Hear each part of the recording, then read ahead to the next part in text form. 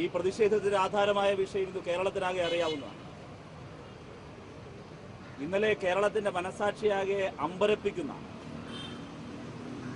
നമ്മുടെ ഈ നഗ്നനേത്രങ്ങൾ കൊണ്ട് കാണുന്നത് സത്യമാണോ എന്ന് കണ്ണടച്ചു തുറന്ന് മലയാളികൾ പലയാവർത്തി ശരി തന്നെയാണോ, അതേ ഈ കണ്ടിരിക്കുന്ന നമുക്ക് വല്ലതും പറ്റിയതാണോ എന്ന് പലയാവർത്തി ടെലിവിഷനിലേക്ക് നോക്കിപ്പോയൊരു ദൃശ്യം.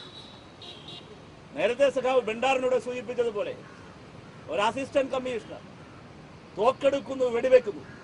നിങ്ങൾ നോക്കൂ, നമ്മുടെ ഈ മാർച്ച് ഇവിടെ നിന്ന് കടന്നു വരുമ്പോൾ ഇവിടെ എല്ലാം എന്തെല്ലാം സജ്ജീകരണങ്ങളായി അമ്മമാർ ഒരുക്കിയിരിക്കുന്നത്. ജലപീരങ്കി, എല്ലാ സർവ്വസന്നാഹങ്ങളുമായി പോലീസ് നിൽക്കുമ്പോൾ ഞങ്ങൾ ഇതേ പുരസ്സരം ചോദിക്കുന്നു. ഇന്നലെ അവിടെ നിർമ്മൽ മാധവ് കോളേജിനകത്തേക്ക് വരുന്നത് നന്നായിട്ട് പോലീസിനറിയാം. പോലീസിന്റെ അകമ്പടിയോടുകൂടിയാണ് നിർമ്മൽ മാധവ് ക്യാമ്പസിനകത്തേക്ക് പിൻവാതിലൂടെ കടന്നു വരുന്നത്. സ്വാഭാവികമായിട്ടും മുൻവശത്ത് സമാധാനപരമായിരിക്കുന്ന SFI പ്രവർത്തകർ നിർമ്മൽ മാധവ് കോളേജിനകത്ത് പ്രവേശിച്ചു എന്നറിഞ്ഞാൽ സ്വാഭാവികമായി പ്രതിഷേധം രൂക്ഷമാകുമെന്നുള്ള ഒരു സാമാന്യബോധം പോലീസിനുണ്ട്, ഏതൊരാൾക്കുമുണ്ട്. അപ്പോൾ സ്വാഭാവികമായിട്ടും പ്രതിഷേധം രൂക്ഷമായാൽ ഇത്തരത്തിലുള്ള ഏതെങ്കിലും ഒരു സന്നാഹം, ജലപീരങ്കി, ഇല്ലെങ്കിൽ ഒരു മാർച്ചിനെ, ഒരു പ്രക്ഷോഭത്തെ നേരിടാൻ വേണ്ടി പോലീസ് സാധാരണഗതിയിൽ ഒരുക്കേണ്ട എന്തെങ്കിലും ഒരു മെഷർമെന്റ് അവിടെ ഉണ്ടായിരുന്നു. പക്ഷേ ഉണ്ടായിരുന്നത് കൈത്തോക്കായിരുന്നു. കൈത്തോക്കുമായി ചാടിയിറങ്ങുന്നു. വിദ്യാർത്ഥികൾക്കു നേരെ പിന്തിരിഞ്ഞു പോകുന്ന വിദ്യാർത്ഥികളുടെ മാറിനു നേർക്ക് വിരൽ ചൂണ്ടി രാധാകൃഷ്ണപിള്ള എന്ന ഒരു പോലീസ് ഓഫീസർ പേ പിടിച്ച നായയെ പോലെ വെടിവെക്കുകയാണ്. പ്രിയമുള്ളവരെ, 100 ദിനം കടന്നു പോകുന്നു. ഉമ്മൻചാണ്ടി പറഞ്ഞത് തേനൊഴുക്കും പാലൊഴുക്കും എന്നാണ്. 24 മണിക്കൂറും തുറന്നിരിക്കുന്ന ഈ തുവള്ളക്കൊട്ടാരത്തിനകത്തെ ഉമ്മൻചാണ്ടിയുടെ ഓഫീസ് 100 ദിവസം കൊണ്ട് 3.25 കോടി മലയാളികൾക്ക് സംഭാവന ചെയ്തത് പനി പിടിച്ച നാട്ടുകാരെയും പേ പിടിച്ച പോലീസുകാരെയുമാണ്. ഇവിടെ നാട്ടുകാർക്കാകെ പനി, പൊള്ളുന്ന പനി, പോലീസുകാർക്കാകെ ഭ്രാന്ത്, പേയിളകിയ ഭ്രാന്ത്. ഇവിടെ തിരുവനന്തപുരത്ത് ഒരു ഓഫീസർ രാജ്പാൽ വീണ, അങ്ങപ്പുറത്ത് കോഴിക്കോട്ടൊരുത്തൻ സാക്ഷാൽ രാധാകൃഷ്ണ പിള്ള. ഇന്നലെ നോക്കൂ, ഇന്നലെ രാത്രിയിൽ ബസ്സിനകത്ത് സഞ്ചരിക്കുന്ന ഒരു സാധാരണക്കാരനായ യാത്രക്കാരനെ ഒരു പോലീസുകാരൻ കെ സുധാകരൻ എന്ന ഗുണ്ടയായ കോൺഗ്രസ് നേതാവ് MP അയാളുടെ ഗൺമാൻ അടിച്ചു പോന്നു. പോലീസുകാർക്കെല്ലാം പേയ. ഉമ്മൻചാണ്ടിയുടെ ഭരണവത ആ പേ പിടിച്ച നായ്ക്കളെ വീട്ടിൽ വെച്ച് വളർത്തുകയാണ് ഉമ്മൻചാണ്ടി. അതാ പ്രശ്നം. ഏതെങ്കിലും ഒരു പോലീസ് ഓഫീസർ നമ്മുടെ വീട്ടിൽ എത്ര വില കൊടുത്തു വാങ്ങിയ സൗന്ദര്യമുള്ള പട്ടിയാണേലും ഉമ്മൻചാണ്ടി, അങ്ങയുടെ മക്കൾക്ക് ചാണ്ടി ഉമ്മന്, പിന്നെ ആ പെണ്ണും കൊച്ചിന്, പിന്നെ നിങ്ങളുടെ വൈഫിനും ഒക്കെ ഇഷ്ടപ്പെട്ട നിങ്ങളുടെ തീന്മേശയിലിരുത്തി ഭക്ഷണം കൊടുക്കുന്ന പട്ടിയായാലും പേ പിടിച്ചാലും വീട്ടിന് പുറത്തെങ്കിലും ആക്കണ്ടേ? നിങ്ങൾ നോക്കൂ, കേരളത്തിലെ ഈ പോലീസ് ഓഫീസർമാർ കുഴപ്പം കാണിച്ചു. ആ കുഴപ്പം കാണിച്ച പോലീസുകാരെ വീട്ടിനകത്ത്, ബെഡ്റൂമിനകത്ത് കയറ്റി സൽക്കരിക്കുകയാണ് ഉമ്മൻചാണ്ടി.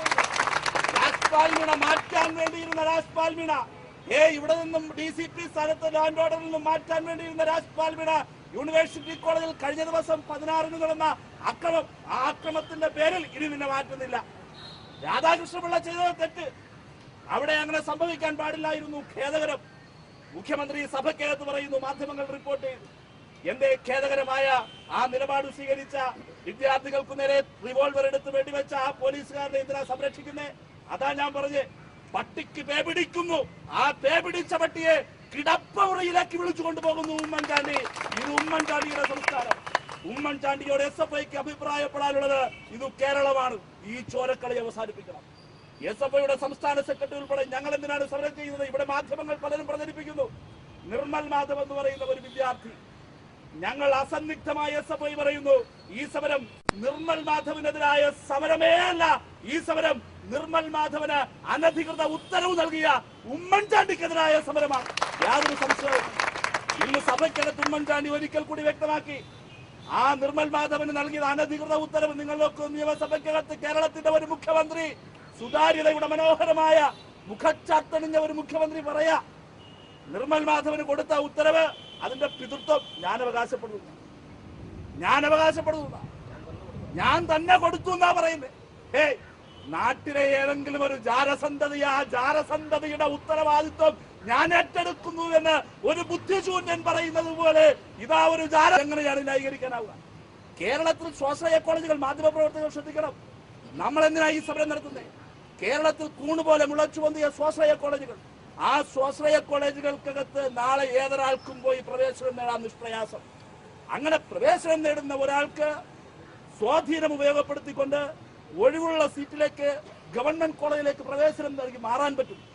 നിങ്ങളിലൊക്കെ ഗോകുലം മെഡിക്കൽ കോളേജിൽ അഡ്മിഷൻ എടുത്ത ഒരു വിദ്യാർത്ഥി, ആ വിദ്യാർത്ഥി മാനേജ്മെന്റ് കോട്ടയിൽ NRI കോട്ടയിൽ റാങ്കിൽ ഒരുപാട് പിറകിൽ നിൽക്കുന്ന ഒരു വിദ്യാർത്ഥി അഡ്മിഷൻ എടുക്കുന്നു. അഡ്മിഷൻ എടുത്തിട്ട് സ്വാധീനം ഉപയോഗിച്ചിട്ട് നാളെ എന്തെങ്കിലും ഒരു ഇതുപോലൊരു ഗ്രൗണ്ട് ഉണ്ടാക്കി ഇവിടെ ഈ തിരുവനന്തപുരം ഗവൺമെന്റ് മെഡിക്കൽ കോളേജിലേക്ക്, ആലപ്പുഴ മെഡിക്കൽ കോളേജിലേക്ക്, കോഴിക്കോട് മെഡിക്കൽ കോളേജിലേക്ക് പ്രവേശനം മാറ്റി വാങ്ങാൻ ഇത് സഹായകരമാകില്ലേ? ഇതൊരു പ്രീസിഡന്റ് സൃഷ്ടിക്കുകയാണ്. പ്രിയമുള്ളവരെ, ഇത് ചെറിയ ഒരു ഉത്തരവല്ല. നിർമ്മൽ മാധവ് എന്ന് പറയുന്ന വിദ്യാർത്ഥിക്ക് നൽകിയ ഉത്തരവ് തെറ്റാണെന്ന് പറഞ്ഞുകൊണ്ട് ഉത്തരവിറങ്ങിയതിന്റെ 3-ാം നാൾ KV സുധീഷ് സ്മാരക മന്ദിരത്തിൽ SFIയുടെ സംസ്ഥാന സെക്രട്ടറി വാർത്താ സമ്മേളനം വിളിച്ചു. ഞങ്ങൾ നിവേദനം കൊടുത്തു. ഞങ്ങൾ ആദ്യം കരുതിയത് ഇത് ഉദ്യോഗസ്ഥ തലത്തിൽ എന്തോ ഉണ്ടായ ഒരു കൈപ്പിഴവെന്ന കാര്യം. ഇതങ്ങനെ കൊടുക്കാനാകില്ലല്ലോ, ഇത്രയും നഗ്നമായൊരു നിയമലംഘനം ഉണ്ടാവും. അതുകൊണ്ട് ഗവൺമെന്റ് അറിഞ്ഞു തിരുത്തുമെന്ന് ഞങ്ങൾ കരുതി. പക്ഷേ ചെയ്തതെന്താ? ഗവൺമെന്റ് ആ ഉത്തരവ് നടപ്പിലാക്കുന്നതിന് വേണ്ടി വെടിവെക്കാൻ പോലും തയ്യാറാകുന്നു. പ്രിയമുള്ളവരെ, ഈ ഉത്തരവിന്റെ പിന്നിലൊരു ഗൂഢാലോചനയുണ്ട്. ഈ ഉത്തരവിന്റെ പിന്നിലുള്ള ഗൂഢാലോചന മറ്റൊന്നല്ല. ഈ ഉത്തരവിന്റെ പിന്നിലുള്ള ഗൂഢാലോചന എന്ന് പറഞ്ഞാൽ കേരളത്തിലെ സ്വാശ്രയ വിദ്യാഭ്യാസ സ്ഥാപനങ്ങളെ സംരക്ഷിക്കുന്നതിനുള്ള ഒരു ഗൂഢാലോചനയാണ്.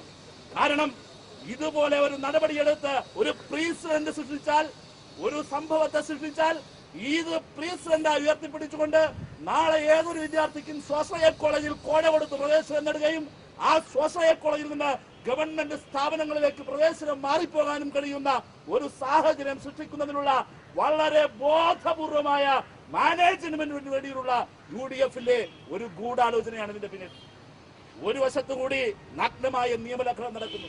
3-ാം ക്ലാസ്സിൽ തോറ്റ കുട്ടിയെ 5-ാം ക്ലാസ്സിൽ നേരിട്ട് ഹെഡ് മിസ്ട്രസിന്റെ വീട്ടിലെ ജോലിക്ക് കിട്ടുന്ന കൊച്ചിനെ ആക്കുന്നത് പോലെയാണ് ഉമ്മൻചാണ്ടി 3-ാം സെമസ്റ്റർ തോറ്റുപോയി, 3-ാം സെമസ്റ്റർ വിട്ടുപോയ ഒരുത്തരം 5-ാം സെമസ്റ്ററിലാക്കുന്നു. എല്ലാ തരത്തിലും നിയമലംഘനം. പ്രിയമുള്ളവരെ, ഒരു വശത്തുകൂടി നഗ്നമായ നിയമലംഘനം, ഒരു വശത്തുകൂടി നഗ്നമായ അഴിമതിയും നിയമലംഘനവും നടത്തി ഒരു വിദ്യാർത്ഥിയെ പ്രവേശിക്കുന്നു. മറുവശത്തുകൂടി അതേ ഗവൺമെന്റ് തന്നെ വിദ്യാർത്ഥികളെ വേട്ടനായ്ക്കളെ പോലെ വേട്ടയാടും. ഞങ്ങളൊരു കാര്യം പറയാം, ഉമ്മൻചാണ്ടി ഏത് ലോകത്താ ജീവിക്കുന്നത്? വെടിവെച്ചാല് എടോ രാധാകൃഷ്ണ പിള്ളേ ഞങ്ങൾ പിന്തിരിഞ്ഞു പോകുമെന്ന് നിനക്ക് തോന്നുന്നുണ്ടോ? ഏതെങ്കിലും ഒരു വിദ്യാർത്ഥി വെടിവെപ്പ് വന്നാൽ റിവോൾവറിന്റെ ഒച്ചയൊന്നു കേട്ടാൽ പിന്തിരിഞ്ഞു പോകുമെന്ന് കരുതുന്നുണ്ടോ? കൂത്തുപറമ്പ് മറന്നുപോയിട്ടുണ്ടാകില്ല ഉമ്മൻചാണ്ടി. കൂത്തുപറമ്പിന്റെ മണ്ണിൽ 5 പേർ വെടിയേറ്റ് വീണു. രാജീവൻ, റോഷൻ, ബാബു, മധു, ഷിബുലാൽ 5 പേരെ വെടിവെച്ചിട്ടു. അതിലധികം പേർ വെടിയേറ്റ് പരിക്കേറ്റ് വീണു.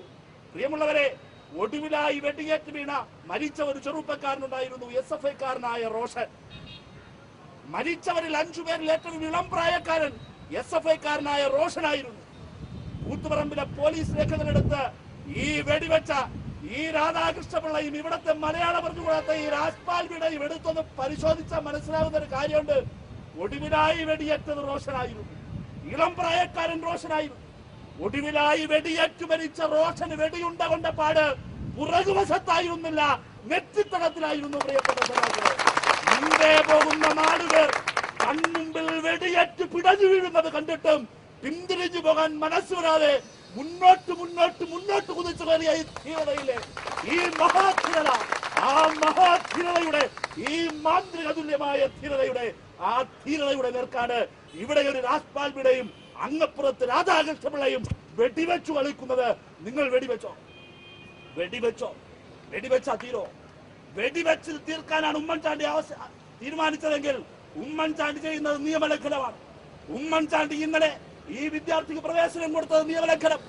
ഞാൻ ചോദിക്കട്ടെ, എന്ന് മാനദണ്ഡങ്ങളും നടപടിക്രമങ്ങളും പാലിച്ചിട്ട അഡീഷണൽ മജിസ്ട്രേറ്റിന്റെ അനുമതി വേണമല്ലോ വെടിവെക്കണേ. ഉമ്മൻചാണ്ടിയുടെ കയ്യിലെ പോലീസിന്റെ കയ്യിൽ തോക്കുണ്ടെങ്കിൽ തോക്കൊരു കളിപ്പാട്ടത്തെ പോലെ റോഡിലിറങ്ങി വെടിവെച്ച് കളിക്കാനാകില്ലല്ലോ, അങ്ങനെ ആകില്ലല്ലോ. അപ്പോൾ വെടിവെക്കണമെങ്കിൽ മജിസ്ട്രേറ്റിന്റെ അനുമതി വേണം. മജിസ്ട്രേറ്റിന്റെ അനുമതി ഇല്ലാതെയാണ് ഇന്നലെ വെടിവെച്ചത്. മജിസ്ട്രേറ്റിന്റെ അനുമതിയില്ല എന്ന് മാത്രമല്ല, വെടിവെപ്പിന് ആവശ്യമായ ഒരു സാഹചര്യങ്ങളും അവിടെയില്ല. പോലീസ് നിയമപ്രകാരം പറയുന്ന എല്ലാ കാര്യങ്ങളെയും ലംഘിച്ചുകൊണ്ട് വെടിവെപ്പ് നടത്തി. ഉമ്മൻചാണ്ടിയോട് ഞങ്ങളൊരു കാര്യം പറയാം, ഉമ്മൻചാണ്ടി നിയമം ലംഘിച്ച് SFIക്കാർക്കു നേരെ തോക്കു ചൂണ്ടിയാൽ ഉമ്മൻചാണ്ടിക്കെതിരെയും നിയമം ലംഘിച്ചുകൊണ്ട് എല്ലാ ജനാധിപത്യ മര്യാദകളും ലംഘിച്ചുകൊണ്ട് SFI നിലപാടെടുക്കേണ്ടി വരും.